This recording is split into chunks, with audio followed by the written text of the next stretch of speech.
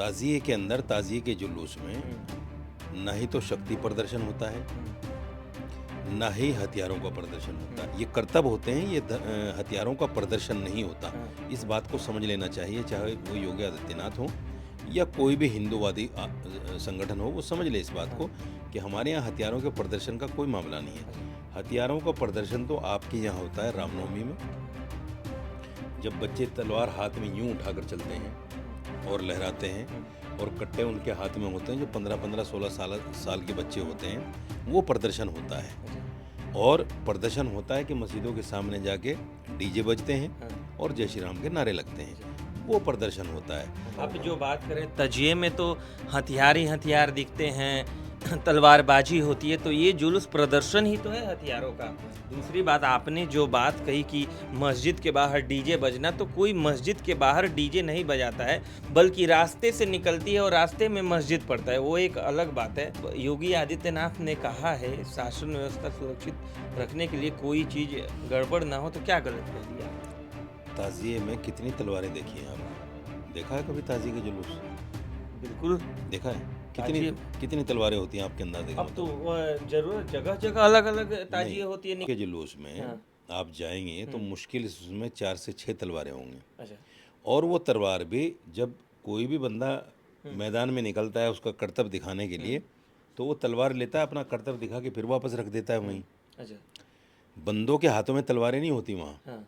सिर्फ करतब दिखाने वालों के हाथ में तलवार होती है। करतब दिखाता है हाँ। और जाके ठेले के ऊपर रख देता है जहाँ वो तलवारें रखी होती हैं, या गदका, लाठी वगैरह, डंडे वगैरह होते हैं, बस।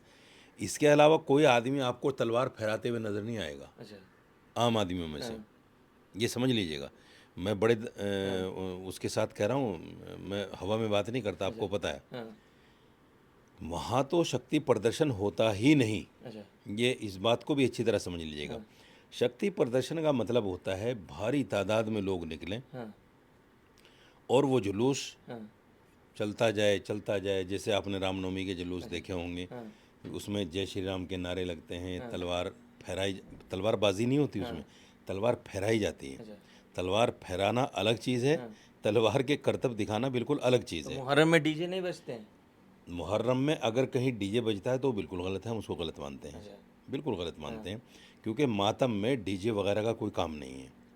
ये हज़रत इमाम हुसैन की याद में ताज़िए हैं, इसमें अगर कोई डीजे बजाता है तो बिल्कुल गलत करता है, उसको बिल्कुल सज़ा मिलनी चाहिए, हम साफ कहते हैं। लेकिन आप मुझे एक चीज़ बताइए, मतलब मैं आपको टोक रहा हूँ, 4 तलवार और 40 तलवार में क्या फ़र्क है? तलवार तो तलवार ही है, या तो बिल्कुल नहीं निकले।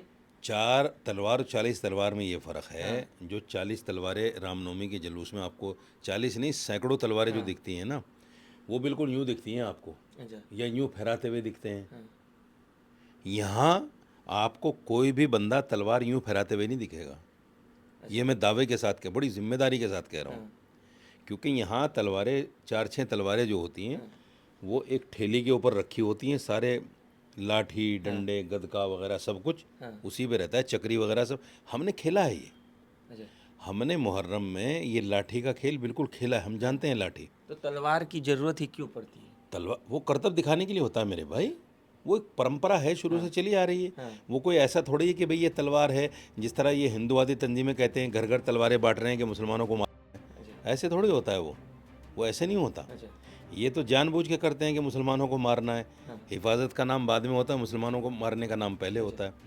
और रामनवमी वगैरह के जो जुलूस में निकलता है, वो बच्चे जो जिनको ये पता नहीं होता ज़िंदगी में आगे हमें करना क्या है। जगह पर तो ये भी देखा गया कि मस्जिद की मीनार पर चढ़ के झंडा लगाया गया। अच्छा, और तजिए में जो बच्चे घूमते हैं वो सब पढ़े लिखे होते हैं, उनको ज़िंदगी में सब कुछ पता होता है, मतलब वो अच्छे घर से होता है। ताज़िए में जितने लोग होते हैं वो सुलझे हुए लोग होते हैं, समझ लीजिए, संस्कारी होते हैं, सुलझे हुए लोग होते हैं। वो ऐसे लोग होते हैं जिनको सिर्फ या तो ताज़िया उनको देखना होता है, भाई जुलूस कैसे निकलता है, ये पटे का खेल कैसे होता है, लाठी डंडे का जो खेल खेलते हैं, उस देखने वालों की भीड़ होती है।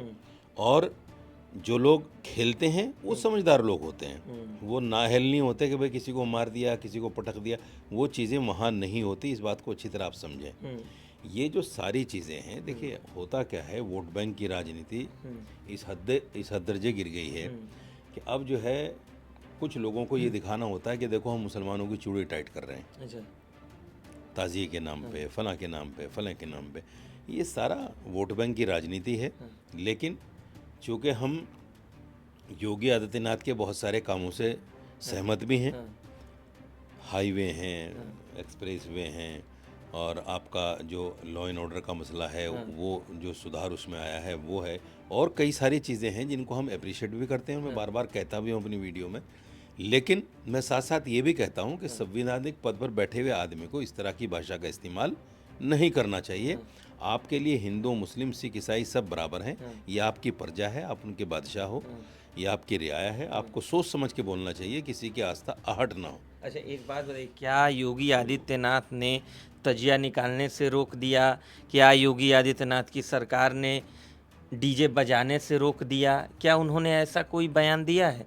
उन्होंने क्या बोला है? तजिए की हाइट कम होनी चाहिए, डीजे का साउंड कम होना चाहिए, यही तो बात है। तो इसमें वो हिंदू मुस्लिम की राजनीति ये कहाँ से आ गई मौलाना साहब? सेम यही कहानी होगी ना कि हम ताजिए को तो मना नहीं करते, हाँ। लेकिन उसकी हाइट कम कर दो।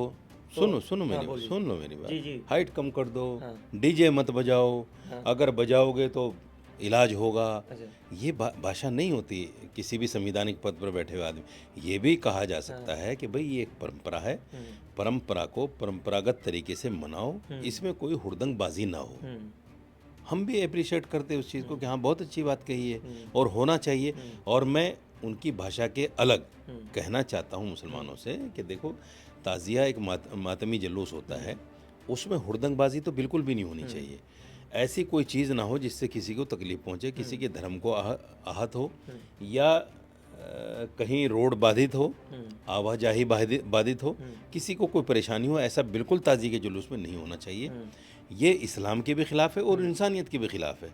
आप रोड जाम करके बैठ जाएं कावड़ियों की तरह, और चाहे एम्बुलेंस खड़ी है, चाहे बीमार खड़ा है, चाहे किसी को बच्चा हो रहा है, और आप रोके खड़े हैं, सुल्फा पी रहे हैं बैठे हुए और गांजा खींच रहे हैं बैठे हुए। आप फिर वही बात, कांवड़िए सड़क के किनारे रहते तो वो गलत, और आप लोग आप या जो भी आप लोग ईद और बकरीद के टाइम पूरा सड़क जाम कर दें तो वो सही। मुहर्रम पे जो डीजे बजाना, ये इसको सही मानते हैं? मैंने तो पहले बोल दिया कि डीजे बजाना ठीक नहीं, मातमी जुलूस सही है। मैंने तो पहले बोला आपको। डीजे बंद रहना चाहिए। बिल्कुल डीजे नहीं होना चाहिए। अच्छा। हाँ, बिल्कुल डीजे नहीं होना चाहिए। बिल्कुल। और तलवारबाजी तो कर्तव्य दिखाते हैं, वो कोई तलवारबाजी थोड़े करते हैं। बाजी का मतलब क्या होता है? बाजी का किसी को मार थोड़ी रहे हैं वो तो दिखाते हैं भाई तलवार कैसे चलाई जाती है। हाँ, इसके तो बाकायदा शिविर लगते हैं। जब आरएसएस के लोग बंदूक चलाना सिखाते हैं, आप तो उसको बंदूकबाजी नहीं कहते। अच्छा, नहीं, लाठी चलाना से सिखाते हैं, बंदूकबाजी भी सिखाते हैं। बंदूकबाजी नहीं सिखाते। फिर आप डिफेंसिव हो रहे हैं, आरोप लगाएंगे, फिर आप डिफेंसिव हो रहे हैं। लोग देखने वाले कहेंगे मौलाना साहब क्या बोल रहे हैं। अरे भाई साहब, आप गूगल कीजिए, अगर वीडियो बंदूकबाजी की नहीं मिले मैं टीवी पे बैठना छोड़ दूंगा।